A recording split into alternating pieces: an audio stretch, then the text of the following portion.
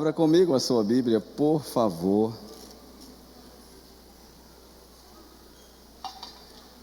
O Evangelho segundo escreveu Lucas, no capítulo de número 15.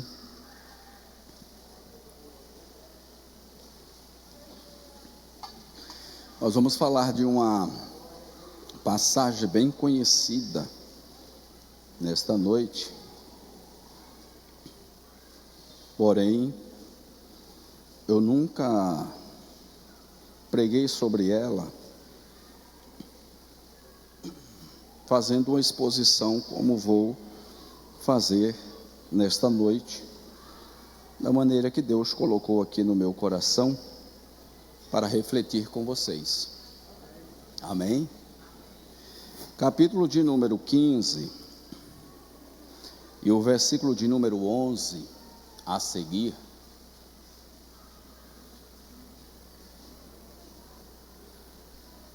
Nós vamos ler todo o texto para uma boa compreensão, apesar que nós já conhecemos bem a história. Mas para que você entenda um pouco da forma que eu quero refletir com vocês, eu preciso que leiamos todo o texto. Amém? Diz a palavra do Senhor: E disse: um certo homem tinha 2 filhos, e o mais moço deles disse ao seu pai: Pai, dá-me a parte dos bens que me pertence. E ele repartiu por eles a fazenda. E poucos dias depois, o filho mais novo, ajuntando tudo, partiu para uma terra longínqua, e ali desperdiçou os seus bens, vivendo dissolutamente. E havendo ele gastado tudo, houve naquela terra uma grande fome, e começou a padecer necessidades. E chegou-se a um dos cidadãos daquela terra, o qual mandou para os seus campos a apacentar porcos. E desejava encher o seu estômago com as bolotas que os porcos comiam, e ninguém lhe dava nada. E tornando em si, disse: Quantos empregados de meu pai têm abundância de pão, e eu aqui padeço de fome?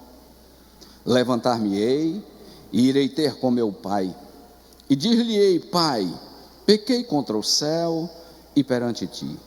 Já não sou digno de ser chamado teu filho. Faze-me como um dos teus jornaleiros. E levantando-se foi para o seu pai. E quando ainda estava longe, viu o seu pai, e se moveu de íntima compaixão, e correndo lançou-se-lhe ao pescoço e o beijou. E o filho disse: Pai, pequei contra o céu e perante ti, e já não sou digno de ser chamado teu filho. Mas o pai disse aos seus servos: Trazei depressa a melhor roupa, e vestilho, e ponde-lhe um anel no seu dedo, e sandália nos pés, e trazei-me o bezerro cevado, e matai-o, e comamos, e alegramo-nos, porque este meu filho estava morto e reviveu, tinha se perdido e foi achado, e começaram a alegrar-se. E o seu filho mais velho estava no campo, e quando veio e chegou perto da casa, ouviu a música e as danças. E chamando um dos seus servos, perguntou-lhe que era aquilo. E ele lhe disse: Veio o teu irmão, e o teu pai matou o bezerro cevado, porque o recebeu são e salvo. Mas ele se indignou e não queria entrar. E saindo seu pai, rogava-lhe que entrasse com ele. Mas respondendo ele, disse ao pai: Eis que te sirvo há tantos anos, nem sem nunca transgredir o teu mandamento, e nunca me deste um cabrito para alegrar-me com os meus amigos? Vindo, porém, este teu filho, que desperdiçou os teus bens com as meretrizes, mataste-lhe o bezerro cevado. E ele lhe disse: Filho, tu sempre estás comigo, e todas as minhas coisas são tuas, mas era justo alegrarmos-nos e folgarmos, porque este teu filho, teu irmão, estava morto e reviveu, tinha se perdido e achou-se. Amém? Sente-se glorificando, exaltando e bendizendo o nome de Jesus para sempre. Amém?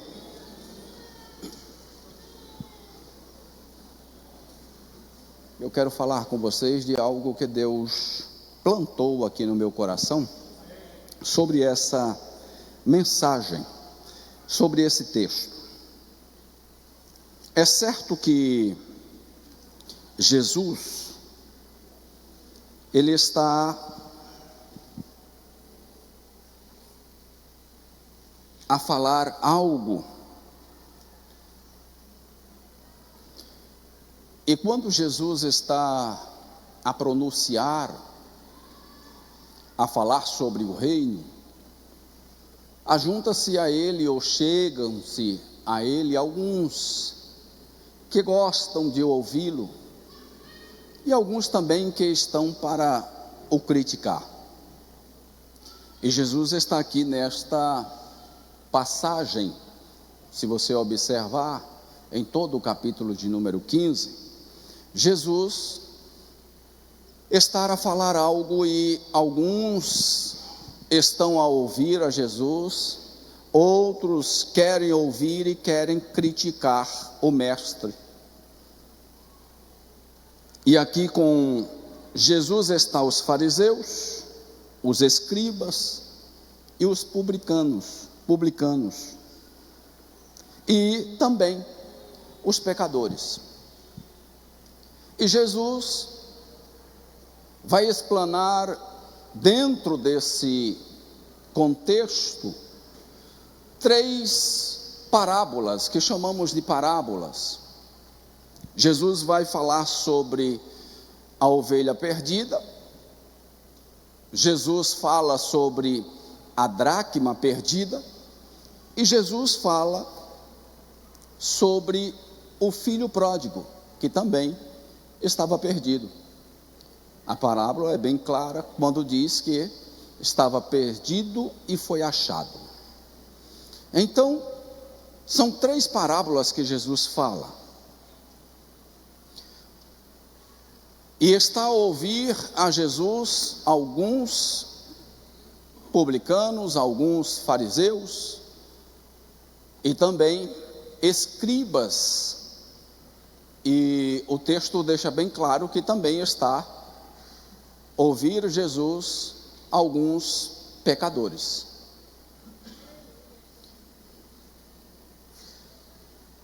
Quando nós lemos o texto da parábola do filho pródigo e pararmos um pouquinho para observar, eu consigo ver dentro desse texto, no Evangelho de Lucas,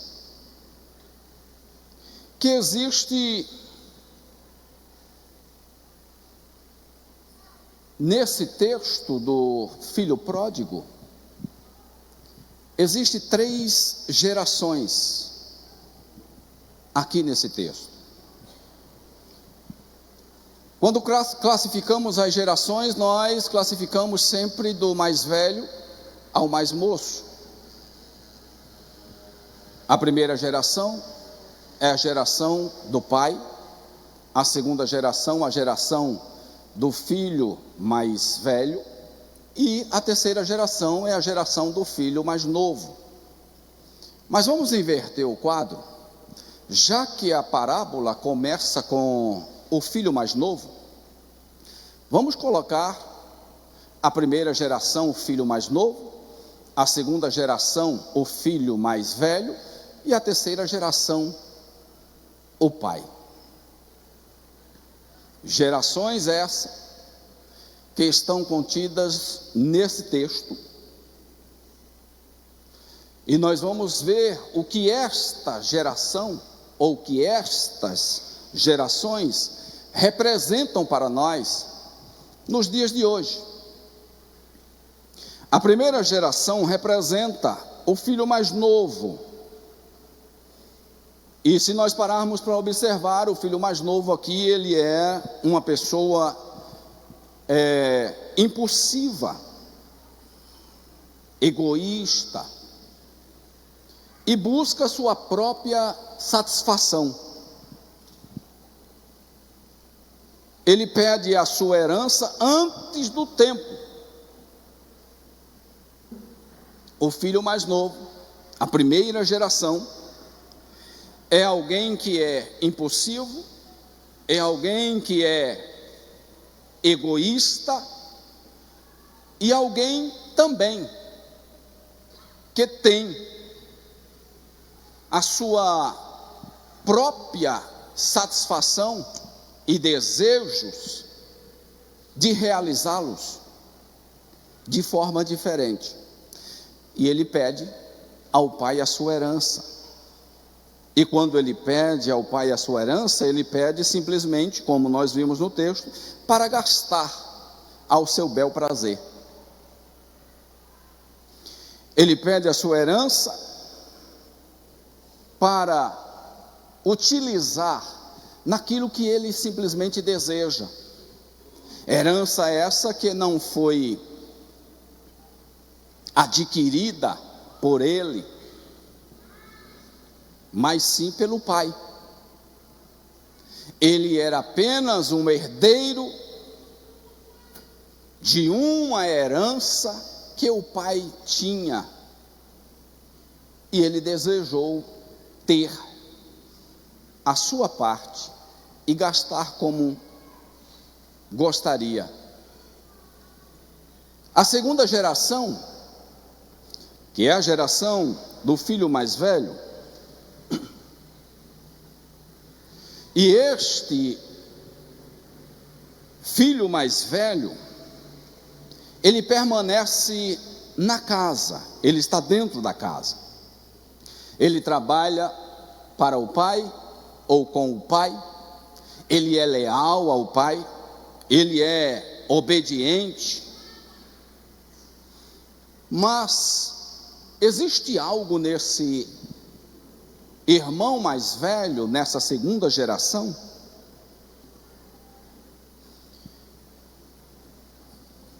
que nós precisamos entender melhor, compreender melhor, porque ficamos preocupados. E eu me preocupei quando li esta mensagem, este texto, com aquele que se chamava o filho mais velho e estava dentro da casa. E a terceira geração é a geração do pai. O pai é aquele homem amoroso, é aquele homem afetivo, carinhoso. O pai é um homem misericordioso, até porque dentro desta parábola, o pai está representando o próprio Deus. E aqui o pai é um pai totalmente paciente, compreensivo, passivo. E esta terceira geração, já nós iremos falar mais sobre ela, é a geração que está esperando a primeira geração voltar para casa. Essa terceira geração é a geração que espera alguém que desordenadamente, impulsivamente, deixou o lar, deixou a casa, e o pai está esperando este filho voltar a casa. Mas vamos lá, esta parábola você vai entender que ela vai abordar alguns temas, como arrependimento, como perdão, como compaixão, e também a graça salvadora de Jesus Cristo. Ela destaca a natureza amorosa de um Deus que recebe de braços abertos aqueles que se afastaram e demonstra paciência e compreensão, mesmo diante da autodestruição causada pelas más escolhas. Este pai, esta terceira geração, está aguardando alguém que está fora da casa retornar para casa. Na parábola, o pai representa uma figura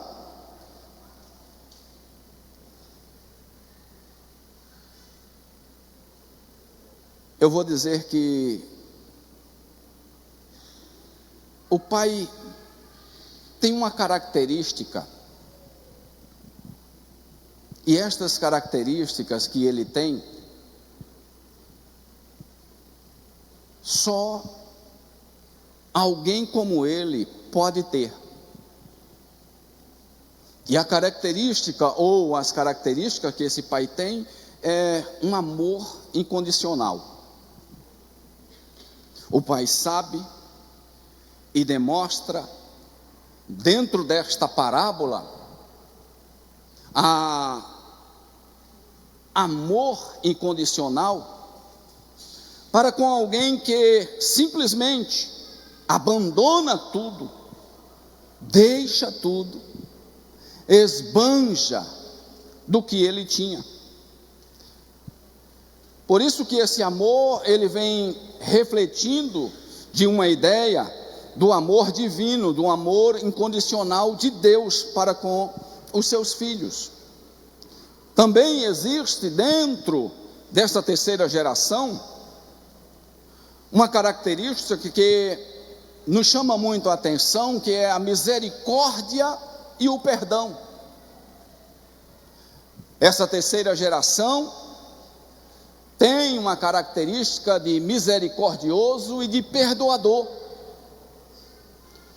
Observe que quando o filho mais novo, a primeira geração, sai de casa,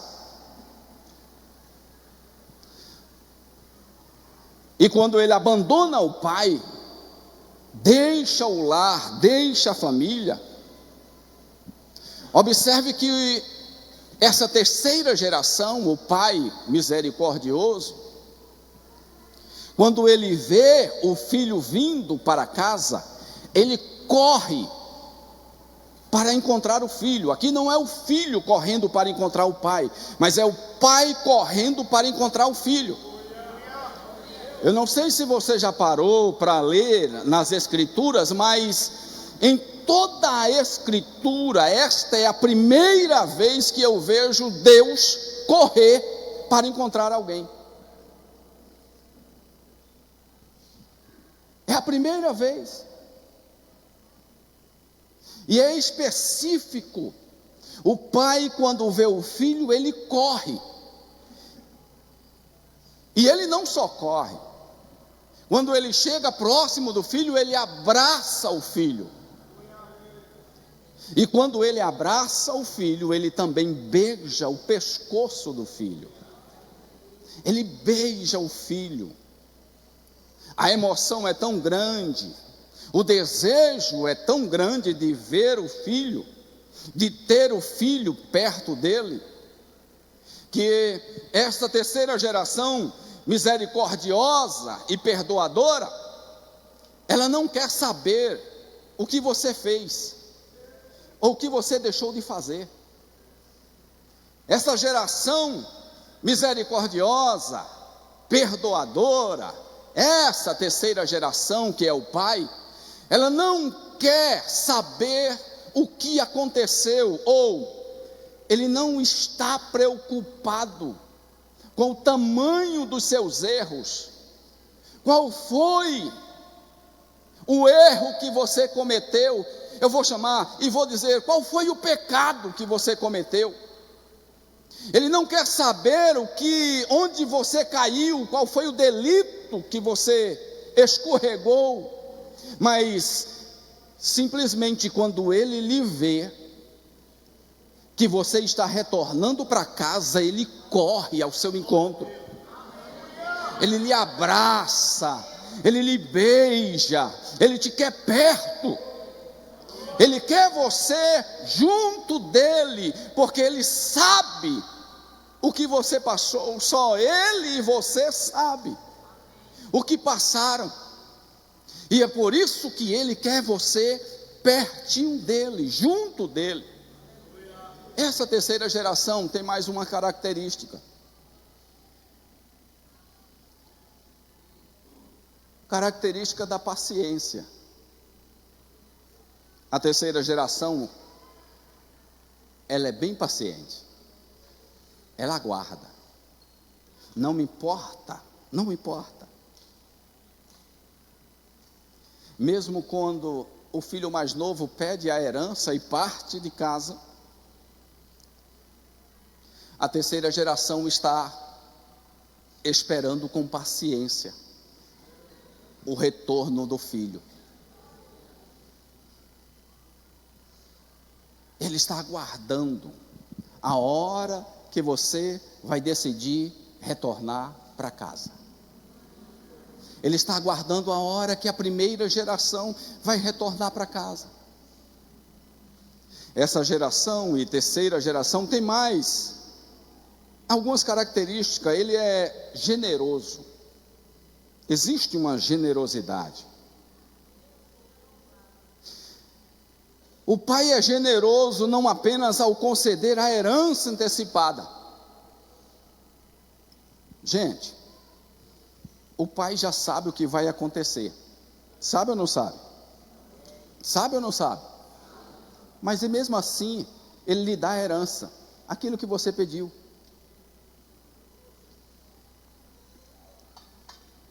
Talvez não seja do agrado dele, mas como ele é generoso, ele lhe dá.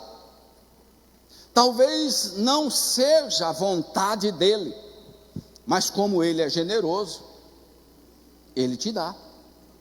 Mas ele já sabe o final da história. E com tudo isso, sabendo todo o final da história da primeira geração, o pai, quando vê o filho, o pai consegue entregar ao filho e concede ao filho toda a herança que havia guardado na saída do filho. Ou seja, ele dá a herança para o filho, porque o filho pediu a herança. O filho gasta toda a herança e a sua generosidade é tão grande, irmãos, que quando o filho retorna para casa, o pai ele não vai murmurar, ele não vai encher a sua paciência. Essa terceira geração do pai, Jesus Cristo, ele olha para você e diz: olha, você pediu a herança, mas eu tenho uma nova herança para você. Eu tenho algo guardado para você. E o que é? A herança que você levou, a herança que você gastou. Você não vai perder o anel, você não vai perder as roupas, você não vai perder as suas vestes, você não vai perder nada comigo, você vai ter tudo de volta, do mesmo jeito. Mas ok, o pai também tem mais algumas características, e essa é a característica da compaixão. Ao ver o filho mais novo, a primeira geração, retornando em um estado lamentável, o pai sente compaixão dele. O pai corre, encontra-o. A reação do pai é uma reação de compaixão, de zelo, de cuidado. Porque a primeira geração largou tudo, deixou tudo. Mas sabe o que acontece? É que a primeira geração, quando ela decide sair da casa do pai, ele não volta melhor, ele só volta pior. ele não volta bem. Ele saiu bem, ele saiu rico com herança, ele saiu, vamos dizer, abençoado, ele tem a herança nas mãos, tinha poder nas mãos, ele tinha o que ele queria e o que ele desejasse em suas mãos, mas isso é por pouco tempo. Porque a primeira geração, quando sai da casa do pai, essa primeira geração, ela se esquece que o pai, ele deixou alguém para cuidar de nós, para estar conosco. E quando a primeira geração deixa a casa do pai, essa primeira geração também perde o cuidador. Essa primeira geração também perde aquele que estava cuidando de você. Como assim, pastor? Está escrito. Jesus diz: eu vou para o céu, mas eu deixo um consolador, deixo alguém que vai cuidar de vocês, até a consumação dos séculos. É este alguém que o mundo não conhece, mas vocês já sabem quem é. Aí, quando esta primeira geração sai da casa do pai, este consolador, ele não se afasta. É a primeira geração que se afasta dele. Deixa o pai, deixa o consolador. E o que mais incrível nisso, e terrível nisso, é que a minha Bíblia diz, e a sua também diz, que quando ele sai, chega mais 7. Tem condições dele vir para a casa do pai bem, saudável, cheio de vida, próspero? Não tem, porque existem 7 demônios que acompanham a ele todos os dias. É bíblico. Mas vamos lá, vamos falar desta primeira geração e da segunda geração. Vamos trazer para os dias atuais, vamos trazer para os dias de hoje. A primeira geração, que é a geração do filho mais novo, deixa a casa do pai, busca uma vida, e uma vida de indulgência, e eventualmente retorna arrependido. Mas existem alguns comportamentos dentro desta primeira geração. Comportamentos estes que estão dentro do texto em que nós lemos. E um dos comportamentos é o egoísmo. A primeira geração é a geração egoísta. É uma geração que pensa em si. E eu estou falando do nosso tempo atual, nos dias de hoje. Os nossos jovens e adolescentes, a nossa geração está pensando em si, no mundo capitalista, no mundo individualista. Não estão se importando com quem está do seu lado.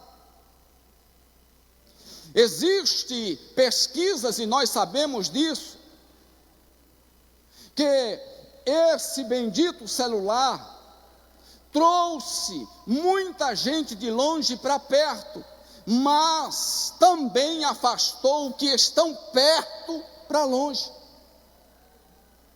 E isso é fato.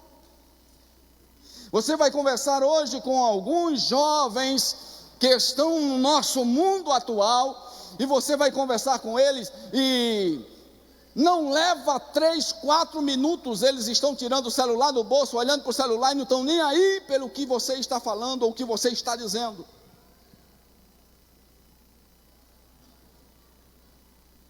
É uma geração egoísta.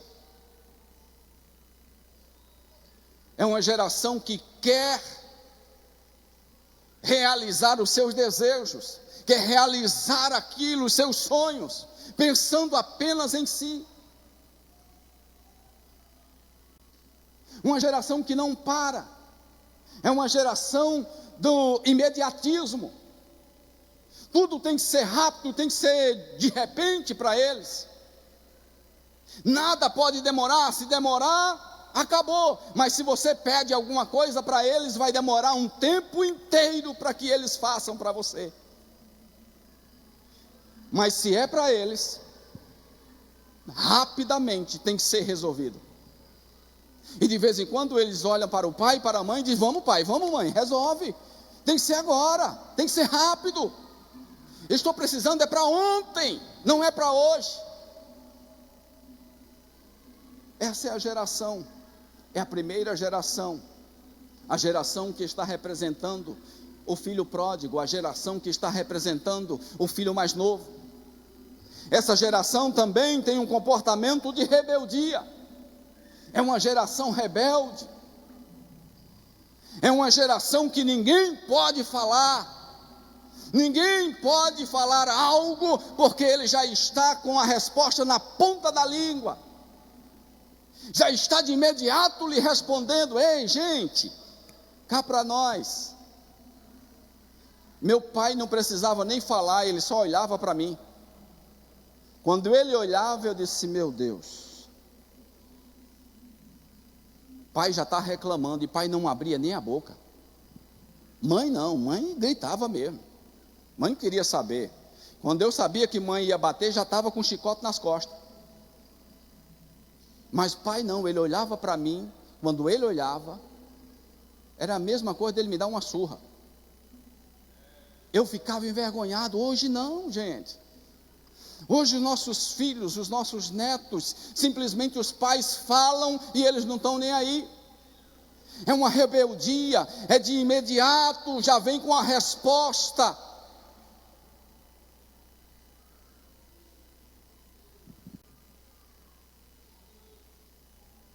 O filho mais novo, além de deixar a casa do pai, ele gasta a herança do pai, e gasta a herança de maneira imprudente. O filho mais novo não se rebela com a autoridade e valores familiares. O filho mais velho está se rebelando com os deveres de uma família, com a autoridade de uma família. O filho mais velho está olhando para o pai, para a família, e dizendo: eu não estou nem aí por sua herança, se eu tenho direito, então reparte, eu quero ela, é isso que eu quero, e acabou. Não estou preocupado com isso. De onde vai tirar, como o senhor conseguiu, de que forma o senhor conseguiu, eu quero saber o que é meu. Eu tenho direito, pai, então me dá o que eu tenho direito. Nós pais trabalhamos a vida inteira, e esses dias eu estava conversando com um pastor, e ele me disse uma frase. Ele disse: nós pais trabalhamos a vida inteira para os nossos filhos, mesmo ainda casados, trabalhamos para eles. Ou seja, a herança nunca saiu de casa, irmão. Por mais que você divida a herança, ela ainda continua na casa, ela ainda continua com os pais. Terceiro comportamento do filho, e este comportamento é um comportamento que eu vou chamar um comportamento de valor. O filho aqui, além de todas essas coisas, da rebeldia, da impulsividade, do egoísmo que ele teve, mas ele me chamou a atenção com algo, e o algo que ele me chamou foi simplesmente valores reconhecidos, e nós precisamos reconhecer isso em uma pessoa, por mais rebelde que ela seja, mas se ela voltar à sua origem, se ela voltar em si, e o texto vai nos dizer isso, que ele tomou em si, retornou em si, ele se humilhou, ele foi humilde em retornar em si. Ele percebeu o quanto ele tinha na casa do pai. Ele queria ser um jornaleiro, ele queria ser um empregado do pai, mas ele queria estar na casa do pai. Ele não queria sair, ou seja, como ele saiu, mas ele queria retornar à casa do pai novamente. Ele queria estar na casa do pai. O desejo daquele jovem era retornar à casa do pai. E isto traz a humildade, reconhecimento. E com este reconhecimento, ele também traz algo que me chamou muita atenção: o arrependimento. Aquele filho, ele se arrepende do que ele fez. Observe no texto lido, que ele reconhece que estava bem na casa do seu pai, que ele tinha comida com fartura na casa do pai, e agora ele estava desejando comer as bolotas dos porcos, que eram dadas aos porcos, ou seja, a lavagem. As bolotas que chegavam para os porcos, ele desejava comer. Observe no texto que quando ele deseja comer, mas o texto diz que ninguém dava. Até as bolotas dos porcos foram impedidas daquele jovem comer. A primeira geração, além de ser egoísta, impulsiva, mas ela é uma geração que se arrepende. Ela está fora de casa, mas ela volta em si, ela se torna humilde e tem um arrependimento. A primeira geração é uma geração que se reconhece o erro, reconhece onde deslizou, reconhece que não pode viver comendo migalhas, reconhece que não pode viver em outra casa a não ser a casa do Pai. Nós acabamos de ouvir um hino que diz que quem já pisou no Santo dos Santos, não dá para viver em outro lugar. E este jovem tinha pisado, este jovem já fazia parte, ele já tinha feito parte deste momento, e agora ele diz: eu preciso voltar ao lugar santo dos santos, eu preciso voltar à casa do Pai, eu preciso voltar ao Pai que tem tudo para nos dar. Essa geração, esta primeira geração, é uma geração humilde e uma geração que se arrepende. E com o arrependimento, esta geração deixou de ser arrogante. E com o arrependimento, esta geração também deixou de ser desprezível. O desprezo que ele deu ao seu pai, a arrogância como pediu a herança do seu pai, ele compreende tudo isso através do arrependimento. Eu estou falando para alguém nesta noite que possa estar nessa mesma condição. Eu estou falando para alguém nessa noite que possa estar na mesma condição da primeira geração. Você largou tudo, você deixou tudo, você pegou a herança, partiu, e hoje você não tem mais nada e deseja voltar à casa do Pai. Esta geração que eu estou falando. Agora vamos ao que nos deixa mais impactante nesta noite. A segunda geração, a geração do filho mais velho. A geração do filho mais velho. Eu vou começar com os seus valores. Era um jovem que trabalhava, um homem trabalhador, obediente ao pai. Essa segunda geração, ela está dentro da casa do pai. Esta segunda geração continua na casa. Ela está na casa do pai. E ela trabalha.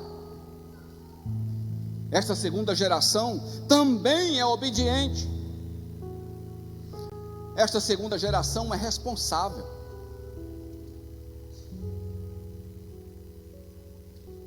Esta segunda geração tem respeito pelas tradições.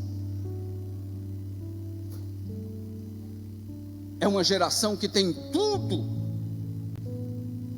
É uma geração que trabalha, é uma geração obediente, é uma geração de respeito e respeita todas as tradições.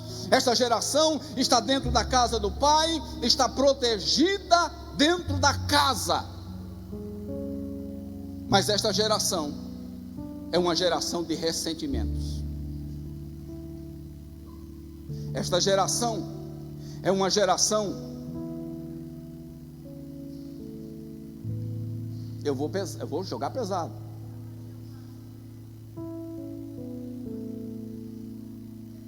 É uma geração de invejosos. Essa segunda geração falta compaixão.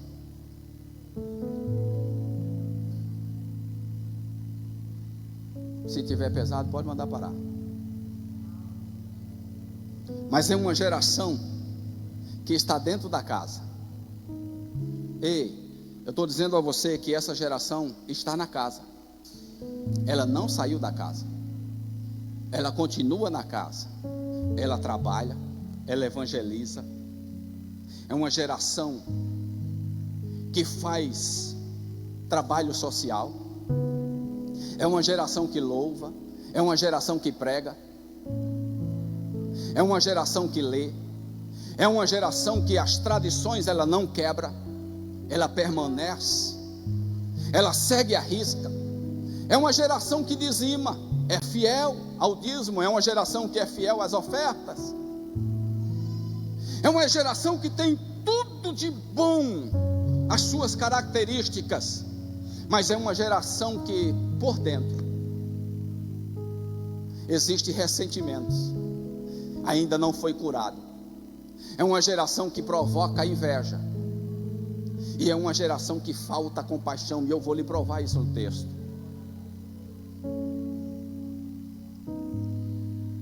Uma geração que está obediente ao Pai, obedece tudo que o Pai lhe pede, obedece às tradições, os dogmas. É uma geração que está dentro da casa, e esta geração está sempre a trabalhar na igreja, a viver na igreja, a viver em comunhão uns com os outros, mas é uma geração que guarda ressentimento. É uma geração que não tem compaixão. Está faltando compaixão nesses dias. Está uma geração com uma inveja tão grande, em vez ou ao invés dessa geração se alegrar com o filho ou com a primeira geração que está retornando à casa, esta geração já olha e já diz de novo. Já é a terceira vez, pastor José Luiz, já é a quarta vez que ele volta para Jesus, de novo falta de compaixão.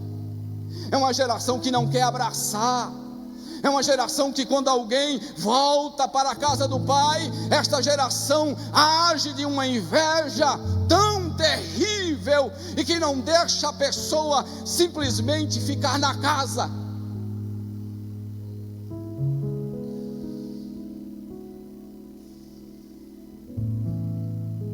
São duas gerações, com pouco tempo, diferença um do outro. Mas tem uma geração que está desejosa de voltar a casa, e a geração que está dentro da casa tem ressentimento, não gostou, não gosta. A geração que está dentro da casa olha para o pai e ainda reclama. A geração que olha para o pai e diz: não, não pode, porque ele chegou agora, porque ela, se ela chegou agora, Eu estou há tanto tempo na casa e não vem um cabrito para mim. O pai olha, mas filho, tudo que é meu é teu. Por que você está reclamando?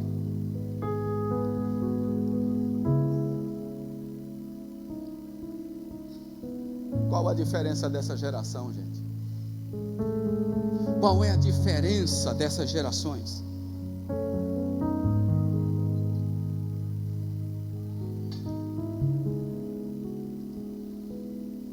Qual é a diferença da primeira geração e da segunda geração?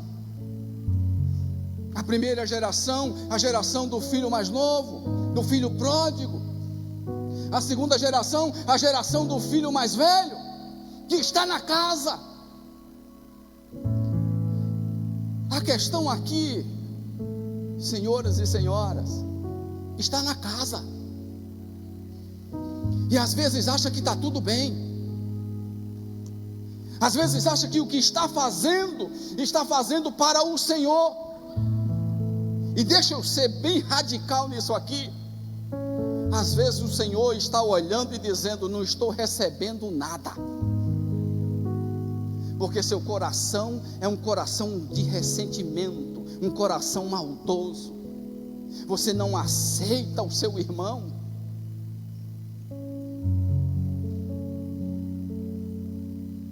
Qual a diferença disso? É que a primeira geração, ela está fora da casa, e a segunda geração está dentro da casa. A primeira geração quer voltar para casa, nem que seja como servo, como jornaleiro. Mas a segunda geração, ela simplesmente não reconhece o irmão que tem. A primeira geração quer retornar para casa e está dizendo assim: não, pai, não precisa me receber como filho. Não precisa me receber como filho, pai. Eu só quero que o Senhor me receba como servo, como jornaleiro teu. Eu não quero outra coisa. Eu só quero estar na casa do meu pai. Não quero outra coisa. Mas a segunda geração está olhando e dizendo: quem é este? Teu filho. Gente, ele não reconhece nem o irmão. Ele olha para o pai e diz: teu filho. Ele não diz meu irmão. Ele diz: teu filho retornou. E é assim que o Senhor.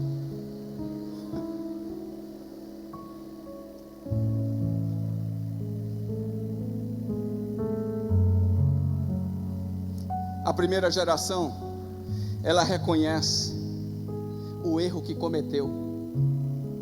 Mas a segunda geração, mesmo dentro de casa, não reconhece os erros que está cometendo.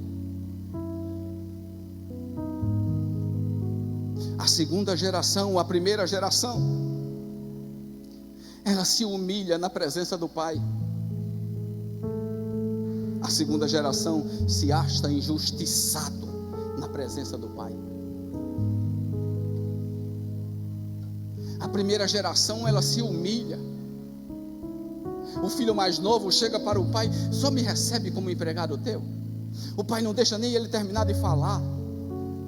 E o pai diz: ei, vem cá, chama os servos e diz a ele: pega a melhor vestimenta para ele. Mas a segunda geração olha e diz: é assim que o Senhor trata? Alguém que deixou a casa, abandonou a casa, e o Senhor trata bem dessa forma? Ele queria que o pai chutasse o filho. Ele queria simplesmente que o pai não aceitasse o filho, o seu irmão.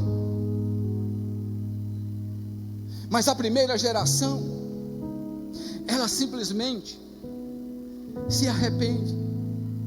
E a segunda geração questiona. A primeira geração, ela está arrependida, ela se humilha, ela vai na presença do pai, ela está arrependida diante do pai. Mas a segunda geração só faz questionar o pai. A primeira geração toma posse dos seus valores, e a segunda geração se maldiz. com um bezerro que o pai mata, com um anel que é colocado no dedo, com umas vestes novas que é colocada no filho e sandália nos pés. Que geração é essa que nós estamos vivendo? Onde nós vamos parar? Nós precisamos se integrar e chamarmos uns aos outros de irmãos e sermos realmente diferentes uns com os outros.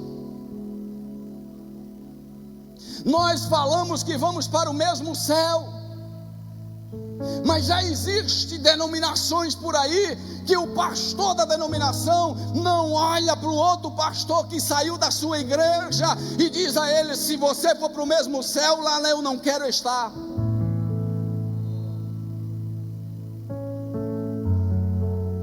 Que geração é essa, gente?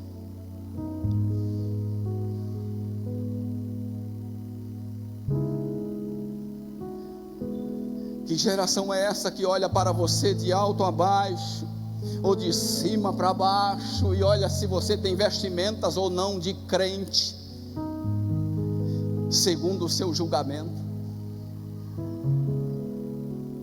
É a geração que está olhando os ornamentos que está sobre uma mulher e sobre um homem, mas o seu coração está empobrecido, está podre, o seu coração está cheio de mágoa. Mas essa geração está olhando, a geração que está afastada. Mas existe uma terceira geração. Essa terceira geração, ela olha tanto para a primeira geração quanto para a segunda geração.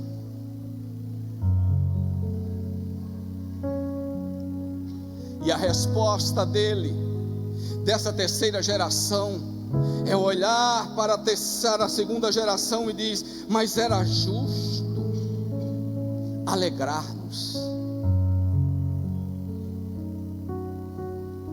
porque teu irmão estava morto.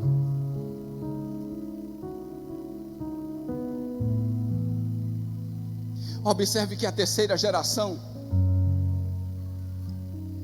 ela olha para a segunda geração e dá uma resposta, assim como a indagação da segunda geração foi com a terceira geração, o filho mais velho com o pai: esse teu filho. Aí o pai, para fechar, ele diz: o teu irmão estava morto. Ele diz: o teu irmão estava morto. Olha que coisa linda. Era justo nos alegrarmos, porém o teu irmão estava morto e reviveu. Tinha se perdido e achou-se. Ele não diz foi achado, ele diz achou-se. Ele reconheceu que estava morto. A terceira geração, ela só quer se alegrar. A terceira geração, por mais que seja o coração mau da segunda geração, por mais que o coração da primeira geração seja um coração injusto, mas a terceira geração, ela só quer unir as duas gerações, ela só quer abraçar as duas gerações, ela só quer estar perto destas gerações, ele só quer amar as duas gerações. Ele não quer afastar os filhos, pelo contrário, ele quer unir os filhos, ele quer estar perto. Fica de pé, por favor, eu já vou encerrar. E deixa eu lhe dizer uma coisa: quando a terceira geração, Jesus Cristo,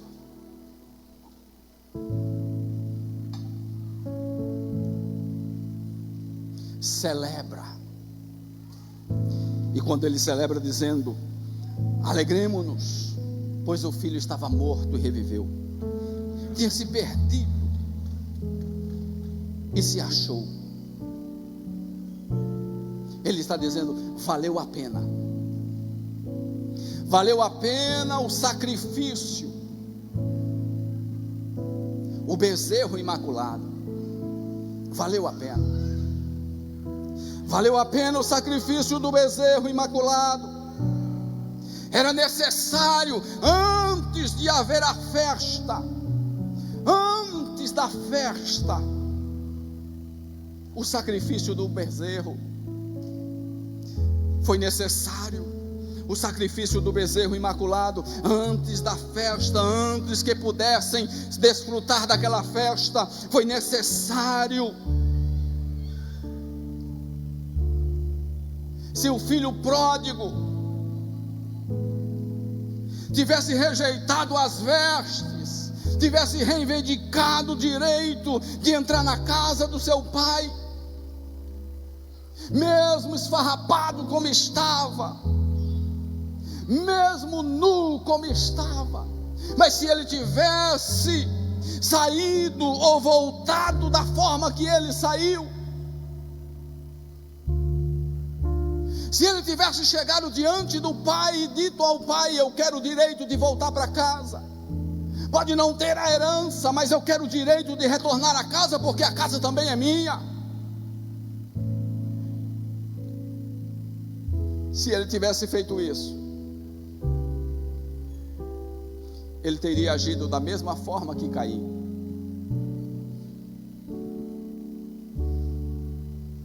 O pai também teria feito da mesma maneira que agiu com Caim. Teria rejeitado o filho. Mas quando o filho se humilha, quando o filho se arrepende, e isto foi o verdadeiro arrependimento, foi do filho chegar diante do pai e dizer: eu não quero nada, não quero nada do Senhor, não preciso de nada do Senhor, eu só quero uma coisa: só me recebe, só me recebe.